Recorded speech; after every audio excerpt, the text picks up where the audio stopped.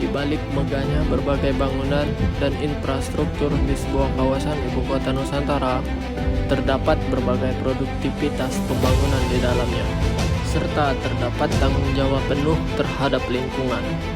Baik, di sini kami akan membahas mengenai AMDAL pada proyek pembangunan jalan kawasan kompleks yudikatif ibu kota Nusantara yang terletak di Kabupaten Penajam Pasir Utara, Provinsi Kalimantan Timur. Kawasan kompleks yudikatif akan dibangun berbagai infrastruktur serta bangunan bertingkat guna membantu pemerataan pembangunan di Indonesia serta mendukung pemindahan kawasan inti pusat pemerintahan yang semula berada di Jakarta.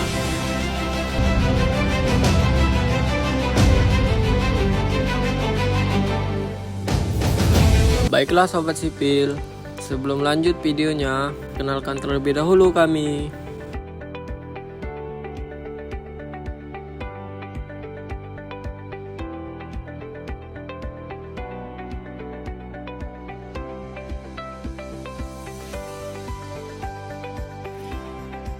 AMDAL, analisis mengenai dampak lingkungan, adalah kajian mengenai dampak besar dan penting suatu rencana usaha atau kegiatan terhadap lingkungan hidup yang wajib disusun sebelum proyek berjalan. Berikut ini kami tampilkan dasar hukum AMDAL. Adapun tujuan dari AMDAL itu sendiri, yang pertama sebagai bukti tanggung jawab pelestarian lingkungan bagi generasi yang akan datang. Kedua, AMDAL bertujuan untuk menjamin lingkungan hidup yang berkualitas. Yang ketiga adalah untuk menghindari dampak lingkungan yang berbahaya bagi masyarakat. Yang keempat, yaitu membentuk keseimbangan sumber daya serta populasi masyarakat setempat. Dan yang terakhir adalah sebagai sumber daya yang dapat diperbaharui dan didaur ulang. Berikut ini merupakan 3 jenis dokumen yang harus diperhatikan sebelum melaksanakan sebuah proyek pembangunan. Proyek pembangunan jalan pada kawasan kompleks yudikatif merupakan proyek strategis nasional (PSN). Akan direncanakan rampung pada 2027 akhir. Pembangunan ini sangat penting karena bertujuan untuk pemerataan ekonomi, mempermudah akses mobilisasi masyarakat, serta memiliki pengaruh terhadap sosial dan budaya lingkungan sekitar. Pada proyek pembangunan ini terdapat dampak yang terjadi kepada lingkungan sekitar. Yang pertama adalah rusaknya ekosistem hutan yang berdampak pada hewan dan tumbuhan. Selanjutnya, penurunan kualitas lingkungan yang disebabkan oleh polusi. Dan yang terakhir adalah risiko bencana alam seperti longsor dan banjir. Baiklah, kami akan mewawancarai beberapa narasumber yang berkaitan dengan pelaksanaan pekerjaan Box MUT pada proyek pembangunan jalan kawasan kompleks yudikatif ibu kota Nusantara. Inilah suara pekerja dan masyarakat sekitar. Baik, saya di sini bersama narasumber, bersama siapa Pak? Izin perkenalan diri dulu. Nama saya Oki, ya.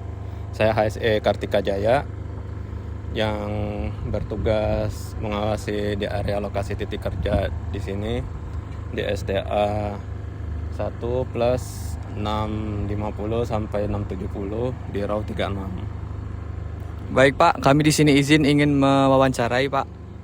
Langsung saja pertanyaan pertama, mengapa sih pembangunan box MUT ini diperlukan AMDAL?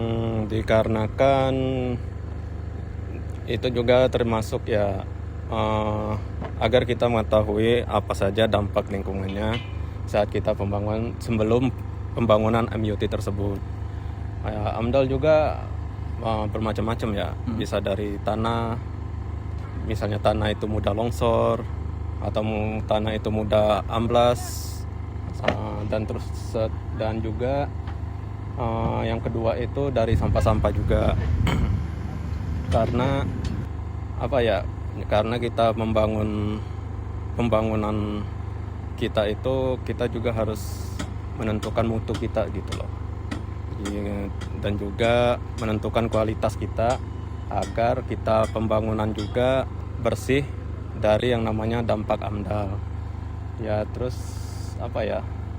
bisa dibilang sih karena pencemaran lingkungan juga itu bisa memengaruhi di area tempat pembangunan kita tersebut. Jadi AMDAL itu sangat diperlukan dikarenakan agar mencegah adanya yang hal-hal yang tidak diinginkan, jangan sampai ada kejadian yang tidak mengenakan gitu. Selanjutnya, apa sih dampak yang paling dirasakan oleh masyarakat pada saat pembangunan box MUT ini? Dampaknya mungkin di pencemaran lingkungan aja sih ya, seperti pembuangan sampah sembarangan gitu ya, sampah-sampah plastik atau sampah-sampah material yang tidak bisa terurai. Makanya sampah-sampah seperti plastik, seperti sampah-sampah material, entah itu besi sisa, backisting atau kayu-kayu yang sisa, itu harus kita angkut lagi ke tempat pembuangan material. Baik, kalau kita bicara dampak, apa sih penanggungan agar dampak itu tidak terlalu besar bagi masyarakat? Kalau penanggulangannya ya kita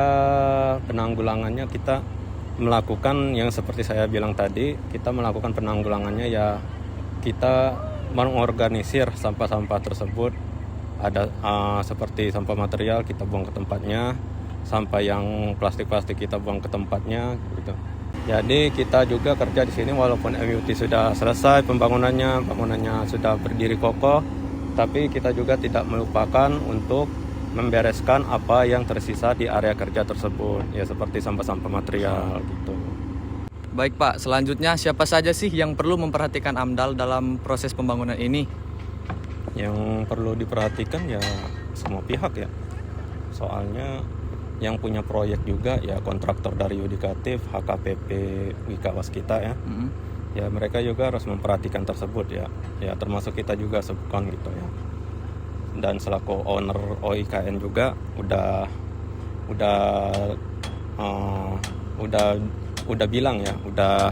bilang sebelum pembangunan proyek juga ya AMDAL itu semua pihak harus terlibat.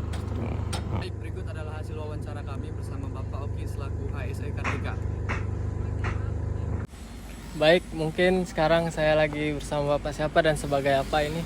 Bapak Jalu sebagai ketua grup. Pertanyaannya, apa sih dampak yang ditimbulkan pada pekerjaan ini? Dampak yang ditimbulkan ya debu, terutama debu lah. Terus bising Mana sih cara mengatasinya, Pak? masuk ya harus pakai masker, apa berlapis-lapis lah. Kalau satu lapis ya masih masuk. Masih masuk. Dampaknya kan ke depannya 2-3 tahun lah 2-3 tahun. kerasanya. Terus bising itu harus pakai pelindung telinga. Terus pakai pagar proyek apa plastik lah, pelindung rest area itu. Sebagai pelindung area pekerjaan. Ya, area pekerjaan. Mungkin itu saja, Pak. Terima kasih sebelumnya. Sama-sama. Baiklah, saya di sini bersama seorang narasumber. Izin Pak memperkenalkan diri. Perkenalkan, nama saya Zahwan. Saya di sini sebagai pelaksana lapangan untuk box MUT Yudikatif. Baiklah, langsung saja untuk pertanyaan pertama. Apa saja sih limbah yang dihasilkan dari proyek pembangunan box MUT ini? Di sini yang paling banyak sih besi sama beton biasanya. Karena banyak potongan terus ke beton dari kelebihan muatan kubiknya. Baik, untuk pertanyaan selanjutnya, bagaimana sih Pak untuk penanganan limbah tersebut agar tidak merusak lingkungan sekitar? Kalau beton karena di sini masih banyak akses-akses yang kurang memadai ya, jadi dibuang di sana jadi biar lebih rata untuk lalu lintas truk. Kalau besi di sini dibuang atau disimpan di satu tempat, lalu nanti diolah di pengolahan limbah. Seperti itu. Baik, itu saja wawancara kami. Terima kasih. Baiklah, sekarang saya bersama narasumber. Baiklah Kak, mungkin diperkenalkan dulu untuk nama. Kalau aku juga sebagai warga asli. Penting nggak sih AMDAL bagi masyarakat sekitar dengan adanya pembangunan IKN?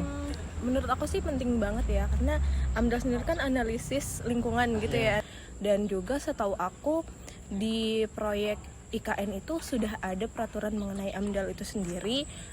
Kalau nggak salah di peraturan Kepala Negara Otorita di nomor 1 tahun 2024 kalau nggak salah gitu. Oke. Dan yang aku lihat tuh di dalam proses pekerjaan IKN sendiri, AMDAL itu udah berjalan sih kalau menurut aku. Jadi kayak dampak AMDAL bagi masyarakat sekitar itu sangat-sangat berpengaruh dan penting banget adanya AMDAL itu sendiri gitu.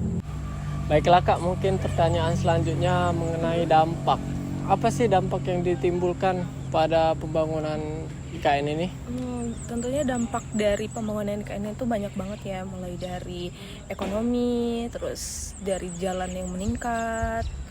Sebelumnya tuh jalanan sebelum ada IKN tuh sangat-sangat buruk sih untuk dilewatin, bahkan nggak layak untuk dilewatin gitu karena bebatuan, terjal gitu kan. Kalau sekarang tuh udah aspal bagus gitu ya, terus akses mudah, ada ini juga tol, ketambah tol juga sekarang. Nah sebenarnya tol itu baru-baru aja sih sejak adanya IKN ini, jadi kita punya tol warga Sepaku gitu. Terus ekonomi meningkat, alhamdulillah di sini karena banyak pendatang, jadi banyak yang berjualan, terus ada buka kos-kosan, bahkan buka resto gitu. Oke, baiklah Kak. Mungkin yang tadi dampak positifnya dari pembangunan IKN. Ada nggak sih dampak negatifnya yang ditimbulkan? Tentunya ada ya. Kalau ada dampak positif, tentu bahkan ada dampak negatif yang ditimbulkan oleh pembangunan IKN itu sendiri. Kenapa? Karena yang pertama IKN itu luas ya. Jadi pembukaan lahannya juga luas. Karena kebetulan lahan yang di IKN itu tuh dulunya ini apa sih namanya, kayak pohon kertas gitu loh. Hutan lindung. Hutan, termasuk hutan kayak hutan lindung gitu, yang hutan produksi sih kayaknya, yang menghasilkan kertas gitu. Nah sekarang karena adanya IKN, hutan tersebut dibuka, terus pasti juga satwa liar yang tinggal di situ bahkan bakal kehilangan tempat tinggalnya gitu. Dan juga seiring berjalannya waktu proses pembangunan IKN ini, jalannya sudah kurang diperhatikan lagi karena banyak mobil-mobil yang melintas kan ya. Jadi ada jalan-jalan beberapa yang berlubang gitu, tapi belum ditanganin sampai sekarang gitu. Terus juga ada dampak banget yang kerasa itu debu ya. Jadi kalau kita perjalanan ke IKN, apalagi pakai motor gitu kan, itu sangat berdebu banget sih. Karena banyak mobil-mobil besar, banyak orang yang lewat sih ke proyek-proyek gitu. Mungkin mobil-mobil bertonase besar yang lewat. Iya benar, banyak yang lewat, terus bahaya. Pihak terkait menangani dampak-dampak yang terjadi pada masyarakat sekitar. Yang sejauh aku tahu tuh mereka ada sih upayanya gitu, kayak pembersihan jalan. Jadi kayak jalanan itu disapuin, terus kadang disiram gitu untuk meminimalisir debu yang muncul gitu. Kayaknya itu sih, sama sapuin jalan gitu, ada beberapa pernah aku lihat gitu di area IKN dan sekitarnya. Oh, mungkin yang ditangani oleh pihak terkait mengenai penyiraman menggunakan water tank. Iya benar itu. Terus juga mereka dihimbau untuk menggunakan masker selama berkendara gitu sih. Itu aja Kak? Mungkin itu aja. Baiklah, mungkin itu saja hasil wawancara kami dengan Kak Hilda selaku warga sekitar dan warga asli Sepaku. Baik, mungkin itulah hasil wawancara kami dengan beberapa narasumber yang terkait pada proyek pembangunan box multi utility tunnel, box MUT. Baik, sekian video kami mengenai AMDAL pada pembangunan box MUT kawasan yudikatif ini. Semoga bermanfaat bagi perencanaan AMDAL selanjutnya. Saya Adafa Kurniawan pamit undur diri. Dan saya MP Fajriansah. Mohon maaf jika ada salah kata maupun penyampaian. Terima kasih.